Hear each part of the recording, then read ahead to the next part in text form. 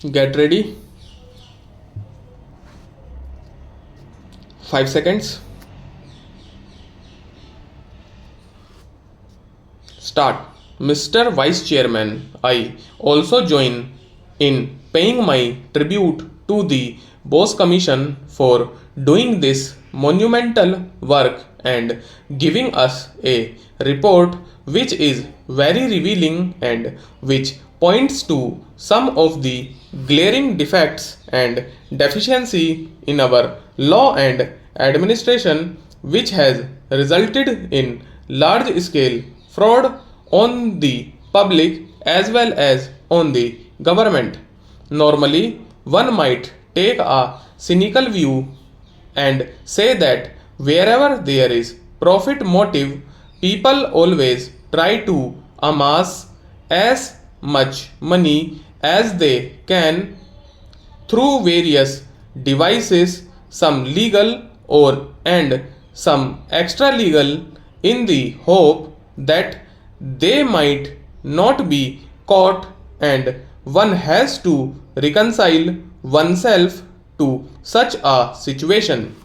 Unfortunately, we are so situated today that it is not possible for us to take such a cynical view. Both the defense and development of this country require large scale economic expansion, and howsoever I may wish, it is not possible for the public sector to undertake the sole responsibility of this economic expansion. We have therefore to depend upon the private sector, upon the corporate sector for our economic development, and if this sector does not play its part honestly and efficiently, it will not only be a question of moral turpitude of a personal character, but it would spell disaster to the country as a whole. We have therefore to take a very serious view of the defects and deficiencies that have been pointed out in the Commission's report. To my mind, this report has two aspects. One is to bring to book those who are found responsible or who are found guilty of speaking the law and committing the fraud. I am sorry to say that in this connection, the government has failed in its duty to bring to book the culprits of these years. As the minister has already pointed out, since 1989, rumors were heard about certain irregularities and breaches of laws by certain concerns. A very complicated and long drawn out machinery was put into motion in order to deal with this complaint. We had first certain investigations, then investigation by the CBI, then a commission, then another committee to give legal advice as to what should be done, and now again inspection by the Company Law Commission and by the CBI. Much precious time has been lost, with the result that evidence is not available, and whatever one might do, it is now quite certain that the guilty will not be brought to book. I am not one of those who would advocate my historic prosecution of any person, whatever be the sentiment in the public.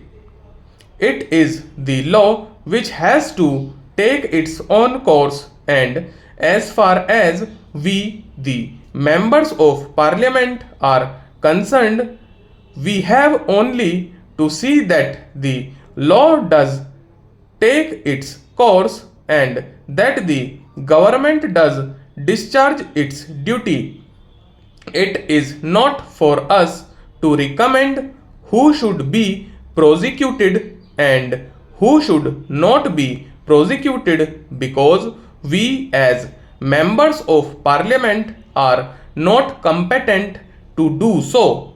But certainly we are entitled to register our sense of sorrow when we learn that the machinery that was put into motion was so complicated and so long drawn out that prima facie it is now likely that all the guilty are not to be brought to book.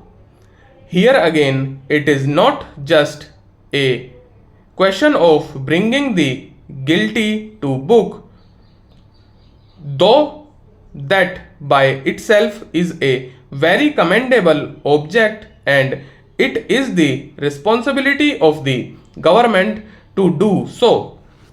However, in the present circumstances, this has become very important because a feeling is growing in the community that you can do anything you like and get away with it, that the administration of law in this country has become so lax that it is possible for you to indulge in all sorts of malpractices.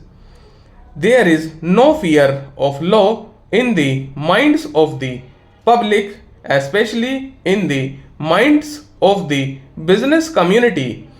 I am sorry to say this, as I have said at the beginning. I know we have to depend upon the industrialists and the business community and the private sector for the development of our economy, and it would not be wise to pass any judgment in a generalized manner.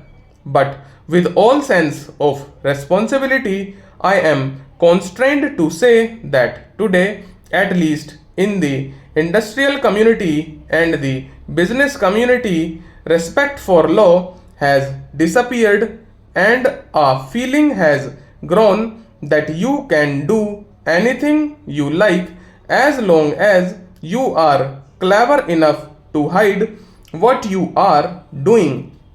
This particular report is a monumental testimony to this fact, and because all those who are responsible for the crimes that have been indicated in this report are not going to be brought to book because of the type of machinery that was put into motion, the feeling is likely to go abroad that you can get away with such crimes.